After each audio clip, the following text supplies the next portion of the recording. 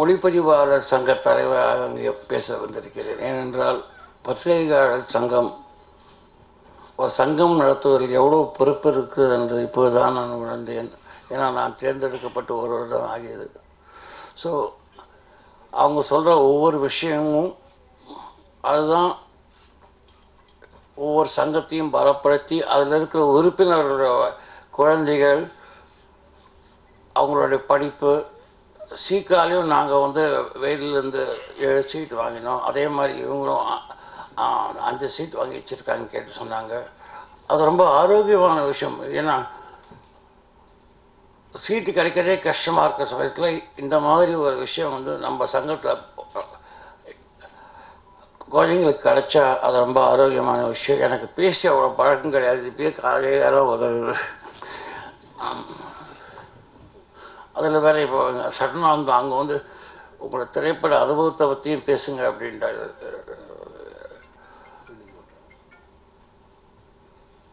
என்னை அழைத்ததற்கு மிகவும் நன்றி. முதல்ல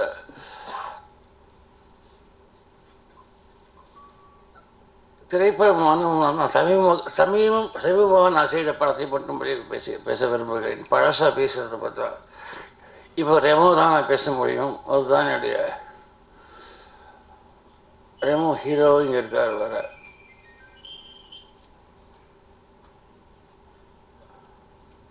ரெமோ ஆரம்பத்திலிருந்து தயாரிப்பாளர் ராஜா ஒரு விஞ்ஞான முறைப்படி ஒரு அணுகுமுறை செய்தார். அதுதான் அந்த வெற்றிக்கு காரணம். சில வாட்டி நமக்கே கொஞ்சம் இவ்வளோ டெஸ்ட் எடுக்கணுமான்ற மாதிரி தோணும். ஆனால் ஒவ்வொரு டெஸ்ட்டுமே அடுத்த லெவலுக்கு கொண்டு போச்சு. அந்த பர்ஃபெக்ஷனுக்கு கொண்டு போன காரணமே இத்தனை பழிகள் தாண்டி வந்ததுனால ஒரு தெளிவு பிறந்து ஒரு பொறுப்பு எவ்வளோ பொறுப்பு உணர்ச்சியோட பண்ணணும்னு புரிஞ்சுது. Plus a person like Shiva gave himself totally for the film. ஏன் சொல்றேன்னா கலெக்டிவ் எனர்ஜி உள்ளே போகும்போது தான் அந்த படம் வெற்றி அடையுது. ரெமோவின் வெற்றிக்கு காரணம் அந்த கலெக்டிவ் எனர்ஜி.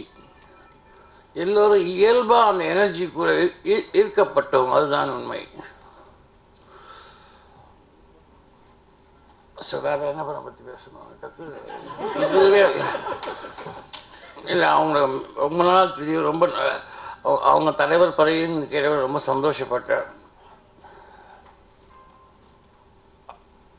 இதே மாதிரி ஒரு அனுபவம் ஹிந்தி படத்தில் எனக்கு அமிதாப் பச்சன் மகனாகவும்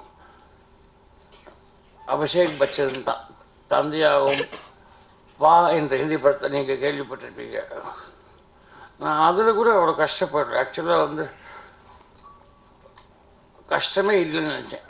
ரெமோ கம்பேர் பண்ணும்போது அது ஒன்றுமே இல்லை. காரணம் அது வேறு ஒரு விஞ்ஞான அணுகுமுறை. அது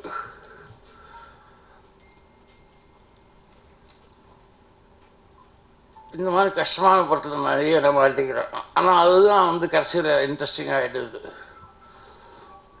ஸோ அனைவருக்கும் நன்றி. இதுக்கு மேலே பேசுறதுக்கு எனக்கு ஃப்ளோ வரல. நன்றி. Thank you very much. இனிய நாள் இது. மேடையில் வீட்டிருக்கும் திரைச்சிற்பிகளே, விழாவில் பங்கு கொள்ள வந்திருக்கும் பத்திரிகை சகோதரர்களே, சகோதரிகளே, ஊடக நண்பர்களே, உங்கள் அனைவருக்கும் என் பணிவான மாலை தமிழ் வணக்கத்தினை மகிழ்வோடு தெரிவித்துக் கொள்கின்றேன். பத்திரிகையாளர் என்பது நாம் அன்றாடம் அவர்களை நினைத்து நெகிழ்வுறும் மகிழ்வுறும் வண்ணமாகத்தான் நாளொரு மேனியும் பொழுதொரு வண்ணமும் கடந்து கொண்டிருக்கிறது. சங்க காலத்திலே விரலி விடுத்துவது என்பார்கள், புறா விடுத்துவது என்பார்கள். இந்த திரையுலகத்துக்கு நீங்கள் தான் பத்திரிகை விடுத்துவதாக நல்ல நல்ல செய்திகளை அல்லவை தவிர்த்து நல்லவை சேர்த்து எடுத்து செல்கிறீர்கள். அப்படிப்பட்ட சூழலில் உங்களுடைய பணி தலையாய பணியாக விளங்கி கொண்டிருக்கிறது. தீபாவளி மலரை பெற்றுக்கொண்டவர்களும் அதை வெளியிட்டவரும் மிக சிறப்பான ஒரு நன்னிலையாளர்கள். ஆகவே அவர்கள் திருக்கரங்களால் வெளிவந்த இந்த மலர் இப்பொழுது 100 பக்கம் என்றால் அடுத்த ஆண்டு 1000 பக்கம் அளவுக்கு மிக உயரிய வரவேற்பினை அத்துணை நல்ல இதயங்களும் இந்த மலருக்கு விளம்பரங்கள் தந்து இந்த பத்திரிகையாளர் சங்கத்தை உயர்த்த வேண்டும். நாங்களும் உங்களுக்கு உறுதுணையாக இருப்போம். எங்களையும் நீங்கள் அணுகுங்கள். சகோதர வாஞ்சையுடன் உங்களை அரவணைப்போம் என்று சொல்லி வாய்ப்புக்கு நன்றி தெரிவித்து அமைகிறேன். நன்றி, வணக்கம். I wish this function a grand success. Thank you.